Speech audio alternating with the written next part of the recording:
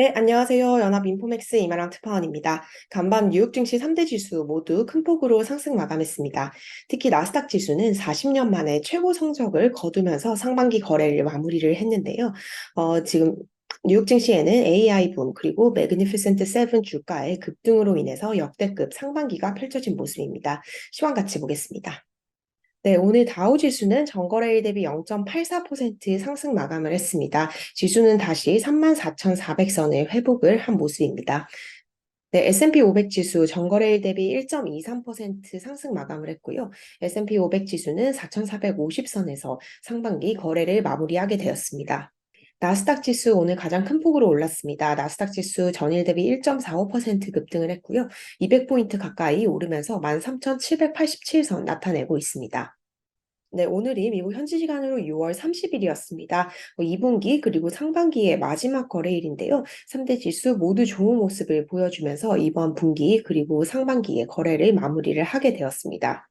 네, 오늘 기준으로도 S&P 500 지수와 나스닥 지수가 4월 이후 최고치를 경신을 했는데요. 나스닥 지수 같은 경우는 이번 상반기에 새로운 역사를 쓴 것으로 보입니다. 지금 나스닥 지수가 상반기에만 32%가량 폭등을 하는 흐름을 보였는데요.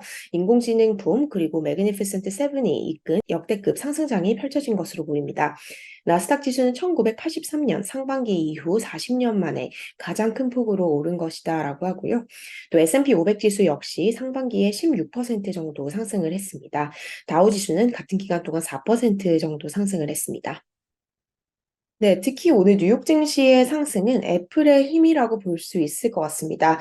오늘 애플은 또 다른 역사를 썼는데요. 사상 최고 주가를 경신한 동시에 시가총액이 3조 달러대를 돌파를 하게 됐습니다.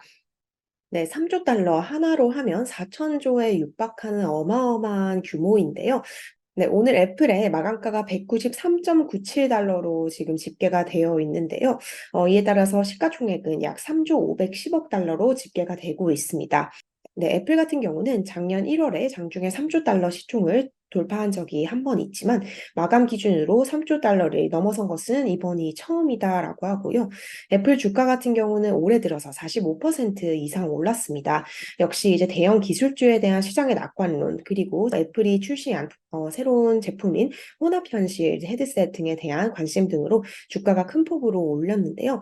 지금 월가에서는 애플의 시가총액이 3조 달러를 넘어서 4조 달러까지도 갈 수 있다라는 전망이 나오고 있습니다. 월가의 유명한 애널리스트인데요. 네, 웨드부시 같은 경우 애플의 시가총액이 4조 달러를 돌파할 수 있다라고 얘기를 하면서 월가가 애플의 성장을 과소평가했다라고 얘기를 했습니다. 지금 이제 애플 같은 경우는 향후 12개월에서 18개월 동안 거대한 성장 르네상스로 향하고 있다. 한마디로 말해서 전성기로 향하고 있다라고 얘기를 했고요. 네, 애플의 황금 고객층 중에 25%가량이 4년 넘게 업그레이드를 하지 않은 것으로 보인다라고 얘기를 하면서 아이폰 측면에서는 이 슈퍼사이클이 다시 도래를 할 수 있다라고 주장을 했습니다. 애플에 힘입어서 오늘 기술주 일제히 상승하는 모습을 보였습니다. 오늘 엔비디아가 3.6% 이상 또 급등을 하는 모습을 보였는데요. 엔비디아 같은 경우는 오늘 월가에서 긍정적인 투자 의견을 받았습니다. 다이와 증권이 엔비디아에 대한 투자 의견을 비중 확대, 즉 매수 등급으로 상향을 했고요.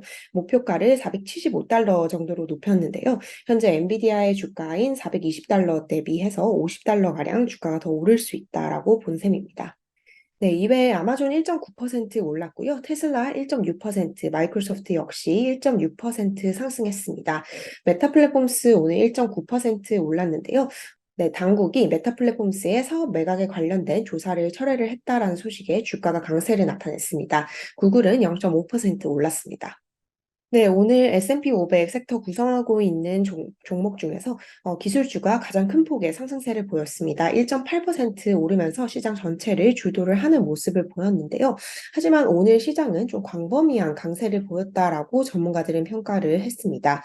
네, 오늘 S&P 500 지수를 구성하고 있는 종목 중에서 52주 신고가를 기록한 종목이 67개가 된다라고 하는데요. 네, 이 중에서 거의 40% 정도가 산업 관련주였다라고 합니다.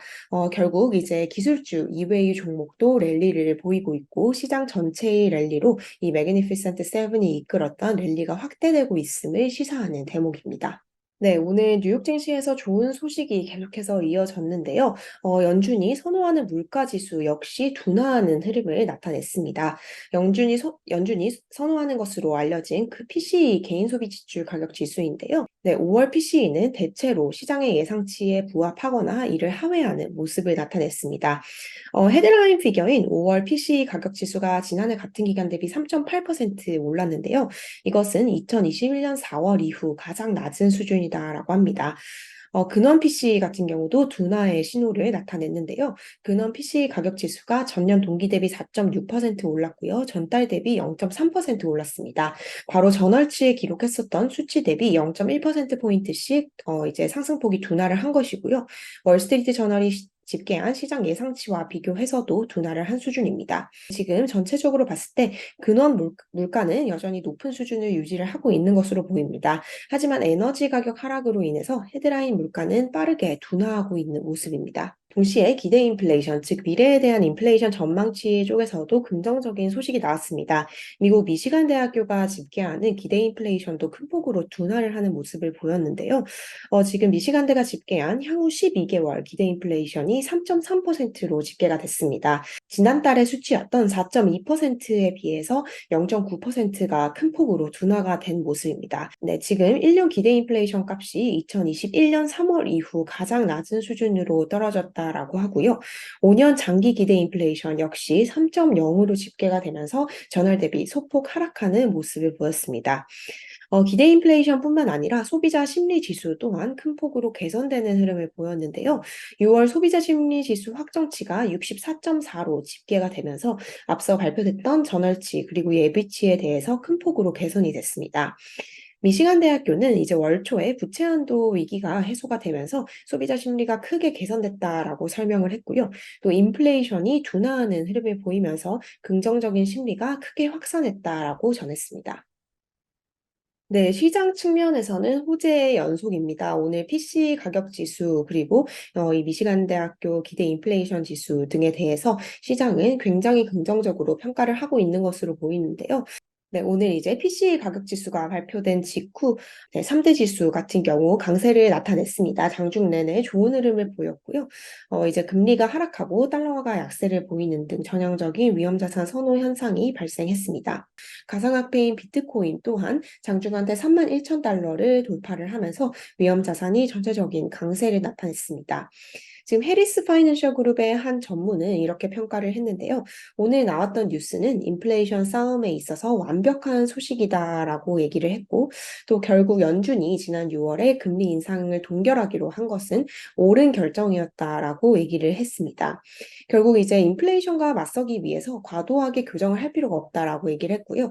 불필요한 침체를 야기하지 않기 위해서는 이 수준에서 금리를 확고하게 유지할 필요가 있다라고 얘기를 했습니다.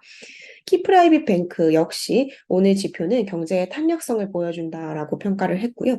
인플레이션에 대한 이야기는 더욱더 분명해지고 있다라고 얘기를 했습니다. 하지만 연준이 인플레에 대한 승리를 선언하기까지는 더 많은 증거가 필요할 것이다라고 얘기를 했습니다. 네, 그는 이렇게 설명을 했는데요. 연준은 아마도 더 이상 많은 일을 하지 않아도 된다라고 얘기를 하면서 어쩌면 이제 긴축의 여파가 좀 충분히 반영이 된다면 그 금리 인상을 더 이상 하지 않아도 될 수도 있다라는 발언을 했습니다. 캐피털 이코노믹스 이렇게 발표를 했는데요. 오늘 발표된 PCE 물가는 결국 연준 내에 있는 비둘기파들에게 지지를 제공하는 요인이 될 것이다라고 얘기를 했고요. 또 7월 회의에서는 연준이 금리를 인상을 할 것으로 보이지만 역시 이제 소비 증가세와 근원 인플레이션이 모멘텀을 잃고 있는 상황에서 7월 인상이 최종적인 마지막 인상이 될 것이다라고 전망을 했습니다. 지금 금리 선물 시장에서는 7월에 FOMC가 금리를 25bp 인상할 가능성을 85% 정도로 반영을 하고 있는 상황입니다. 1분기 GDP도 좋은 흐름을 보였고요. 물가 쪽에서도 좋은 신호가 전해지고 있습니다. 소비자 심리 지수도 좋았고요. 이에 따라서 2분기 GDP, 미국의 성장률이 생각보다 좀 괜찮을 수도 있다라는 전망 또한 나오고 있는 상황입니다. 애틀란타 연은이 이제 GDP 나우라는 모델을 통해서 향후 GDP를 전망을 하는데요. 2분기 성장 성장률 전망치를 2.2로 예상을 했습니다. 기존 전망치였던 1.8%를 0.4%포인트 상향 업데이트를 한 것인데요. 아무래도 최근 나온 지표가 너무 좋았기 때문에 좀 성장률 전망치를 상향 조정한 것으로 보입니다. 네, 연준의 대표적인 비둘기파적인 인물 오스탄 굴스비 시카고 연은 총재도 긍정적인 발언을 덧붙였습니다. 오늘 한 인터뷰에서 연준이 경기 침체를 야기하지 않고 인플레이션을 크게 낮출 수 있을 것이다라는 주장을 했습니다. 네, CNBC가 시장에 직접 투자하는 전문가들을 대상으로 한 설문에 따르면 60% 이상의 시장 참가자들이 뉴욕 증시는 새로운 강세장에 접어들었다라고 보고 있는 것으로 이제 집계가 됐습니다. 최근 뉴욕 증시의 이 엄청난 강세를 추세적인 약세장 속에 일시적인 반등인 베어마켓 랠리로 보는 시장 참가자들은 전체의 39% 정도에 그친다라고 하는데요. 지금 시장의 건전성이 개선이 되고 있고요. 또 나스닥 지수의 폭등 등으로 인해서 전체적인 시장 심리는 상당히 좋은 상황입니다. 네, 월가의 전문가들은 올해 가장 유망한 분야 역시 증시다라고 주장을 했는데요. 올해 남은 6개월 동안 가장 높은 수익률을 낼 수 있는 분야로 S&P 500 지수가 지목이 되었습니다. 또 비미국 주식시장이 좀 가장 좋은 수익률을 낼 수 있는 범위로 주목이 됐습니다. 네, 시장의 핫 이슈인 AI에는 그럼 어떻게 투자를 해야 하냐라는 질문을 던졌을 때 전체 응답자의 약 50% 정도는 빅테크 기술주를 매입하는 것이 가장 좋은 방법으로 AI에 투자하는 방식이다라고 얘기를 했습니다. 결국 이제 대형 기술주 중에서 AI에 투자하는 최선의 투자처는 엔비디아가 맞다라고 응답한 사람이 전체의 50%가 정도 됐고요. 28% 정도는 마이크로소프트, 그리고 11%는 알파벳, 6%는 아마존을 이제 AI의 가장 유리한 종목으로 꼽았습니다. 네, 그 누구도 예상을 하지 못했지만 뉴욕 증시는 역대급 괴물 강세를 보이면서 상반기를 마무리를 했습니다. 다음 주부터는 하반기 그리고 7월에 본격적인 거래가 시작이 되게 됩니다. 7월에는 연준 FOMC 회의도 예정이 되어 있고요. 투자자들은 연준이 과연 7월에 최종적인 금리 인상을 단행할 것인지에 대해 주목을 하고 있는 상황입니다. 네, 오늘 제가 준비한 소식은 여기까지입니다. 감사합니다.